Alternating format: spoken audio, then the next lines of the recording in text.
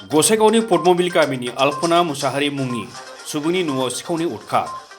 गसाइगाव महकुमानि पद्मबिल गामिनि अल्पना मुसाहारिनि न'आव थांनाय 17 फेब्रुआरि सनिबारनि मोनाबिलि समनि 7:30 रावबो गैयैनि खाबु लानानै सिखावा न'नि दरजा आरो सुटकेसनि तालाखौ एरखावनानै न'नि माखासे मुवाफोरखौ लानानै थाङो।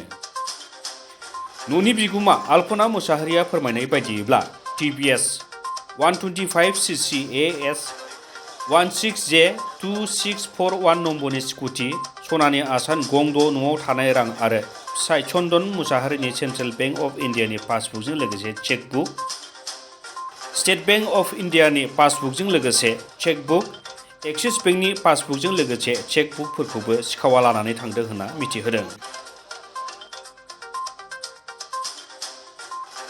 बे स्कुटिखौ सोरबा सालायनायखौ नुसनोब्ला 7896316161 मबाइल नम्बराव खिन्थाहरनो खावलायदों अल्पना मुसाहारिया।